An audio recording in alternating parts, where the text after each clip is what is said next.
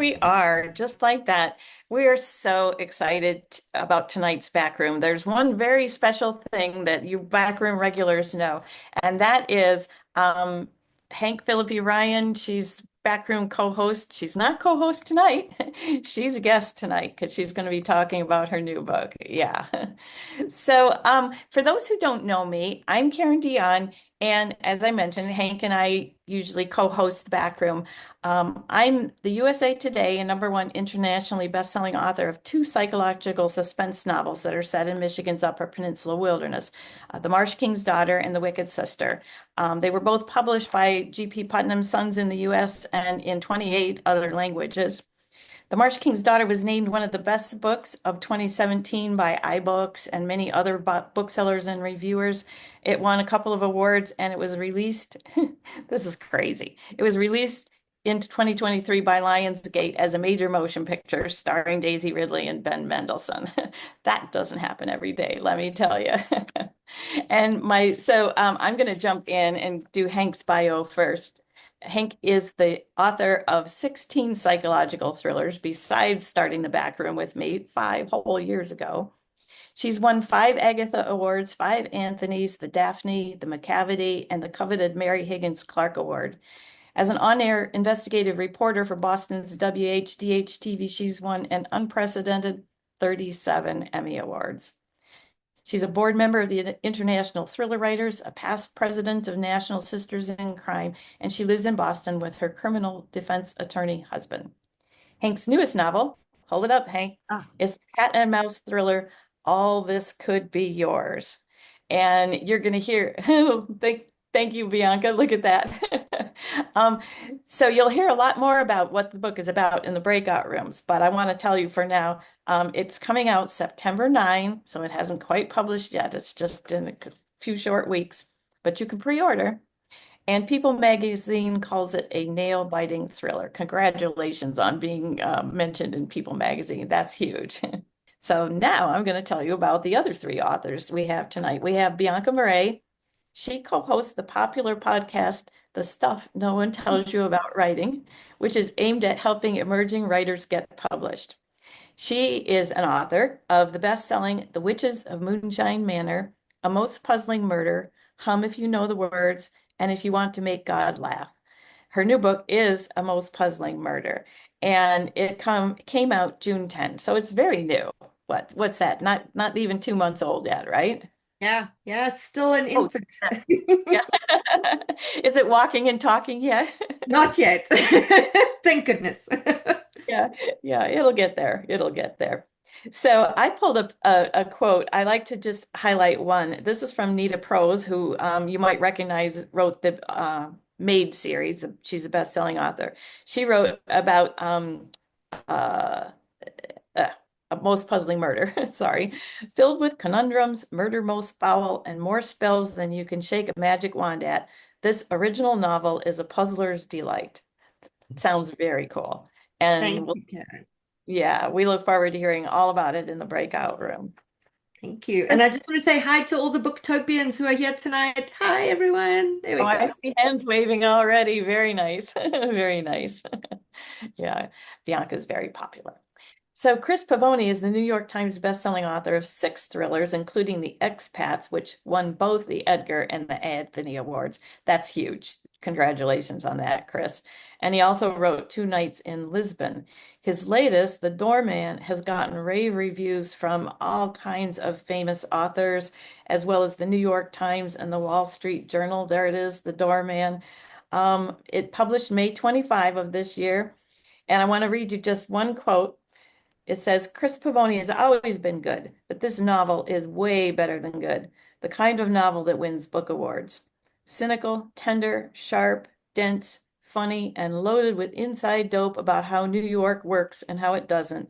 The Doorman is a bonfire of the vanities for the 21st century.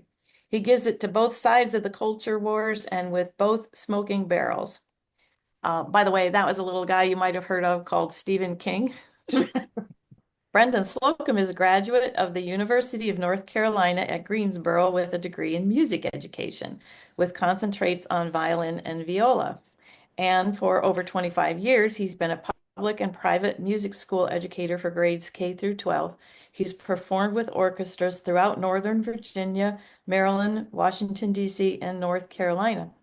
He was named Teacher of the Year. Gosh, that's got to be just a wonderful feeling for Robert Lee High School in 2005 and has been named to Who's Who of American Teachers and is a Nobel Teacher of Distinction. Not surprisingly, all of Brendan's novels have to do with music, right? So his first novel, The Violin Conspiracy, was a Good Morning America book club pick. His second is Symphony of Secrets, and his third novel is the one he's going to talk to us tonight about. May 25, 20 is when it published. And Oprah's Daily said, Slocum's gripping storytelling hits all the right notes, making this a standout performance. That's just awesome. So now let's go ahead and ask our authors. I'm going to start with Bianca because I see you first on the screen. What is something people would be surprised to know about you? I collect tarot cards. I've got dozens of decks of tarot cards, and I have a Ouija boards as well. So I'm into a bit of the macabre and the magical. I know that that spills into your books quite hugely. Showing my ignorance, what are the differences between decks of tarot cards? Are they vastly different? The art on them is vastly, vastly different, and some of them need to be interpreted differently. So the deck sort of teaches you how to read it. I'm not very good at reading tarot cards, Karen. I'm good at collecting them. It's the same as books. Collecting books and reading books are two separate hobbies. Okay. Well, that sounds fascinating, and I'm sure someone will have questions for you about that in the breakout room. All right, Chris, this is a little more mundane. Mundane. What's your least favorite chore?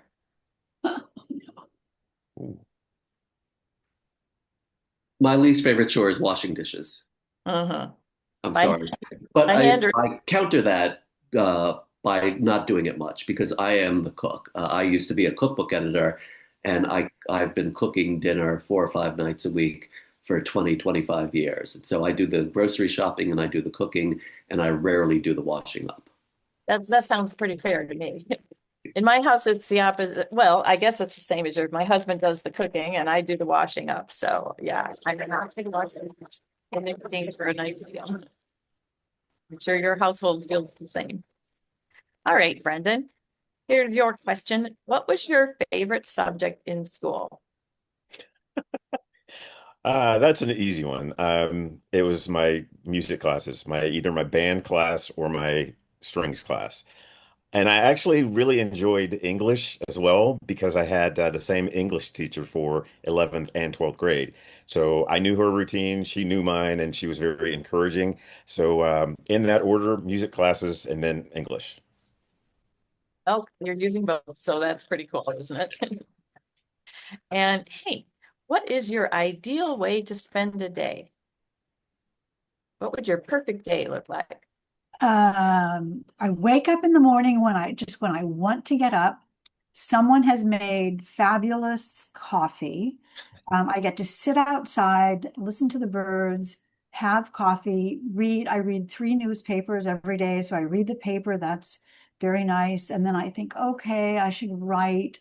And then I don't have anybody pressuring me. I just get to write my next novel. And then we go for a walk through West Newton where I live and look at the gardens and look at what's coming and going and then come back and have if it's a Friday we get to have a martini. That's very nice.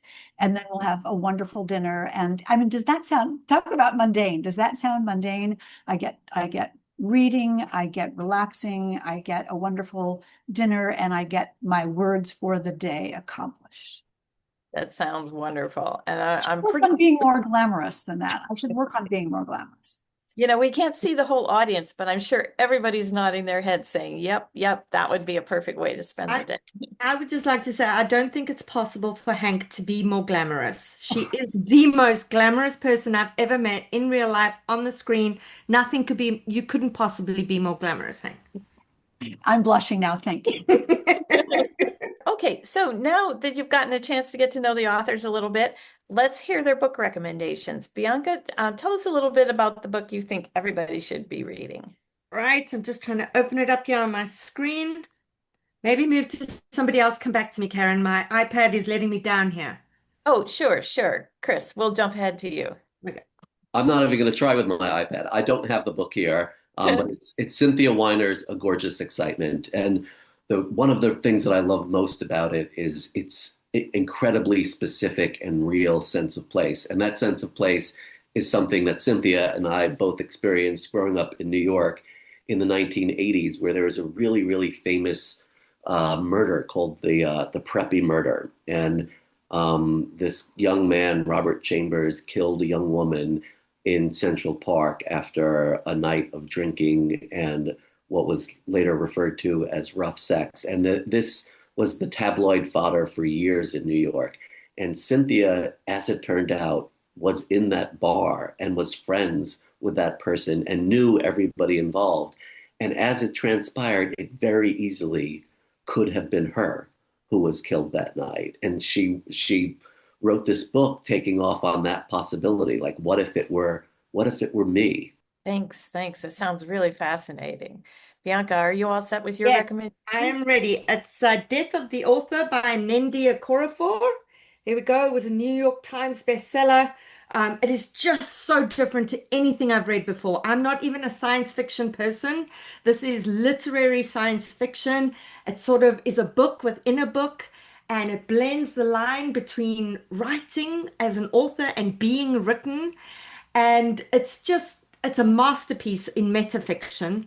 For those of you who enjoyed the razor sharp social commentary of Yellowface and who enjoyed the heartfelt humanity of Tomorrow and Tomorrow and Tomorrow, this is the book for you. And it also got a rave review by George R. R. Martin. So there we go. Oh, wow. Meanwhile, Brendan, what book are you recommending everybody read? I am going to recommend to everyone that you pick up a copy of All This and More by Pung Shepherd. This is not normally the type of book that I would read, but I found myself in from the very first page. It really makes you this truly is a book that makes you think. It makes you think and rethink. And as you're reading, you kind of put yourself in the protagonist's place and you stop and you put the book down and then you start questioning all of your life choices. I thought it was amazing. I thought it was fascinating the way she constructed it. And I think anyone who checks out this book, you are going to definitely be different from the time you start it till the time you end it. You will be a different person, I think. Wow, that's a lot to say of a book. Yeah, that's amazing. And we were talking in the green room beforehand, and Hank, I know you said that you thought the book was pretty wonderful too. Okay, so what book are you recommending for us tonight, Hank? I have Full Bloom by Francesca Saratella, which is another sort of genre bending book because it's a murder mystery, but on top of that, it's about sort of the housing crisis in public housing in New York City and the dangers of that. And then surrounded by a young woman who is very unself-confident. She's a lighting designer and she's given a perfume that makes her irresistible. And it's about the power that she gets from this perfume. And you don't really know whether it's real, some sort of magical perfume, or whether it's sort of like Dumbo's magic feather that someone tells her it makes her irresistible. And as a result, it is. So it's a book about confidence and a book about choices. And it's just gorgeously, I mean, the cover is so beautiful. It's just gorgeously, fragrantly written. And because I can, I'm going to sneak in one more book, you all. I just really want you to read The Dead Husband Cookbook by Danielle Valentine. And it's horror, and I don't read horror, but it's sort of gentle, hilarious, mordant, dark horror about a television show chef who sort of is, if you think about Sweeney Todd, you'll know what I mean. So what if Martha Stewart were a little more like Sweeney Todd? That's what The Dead Husband Cookbook is. Wasn't that fun?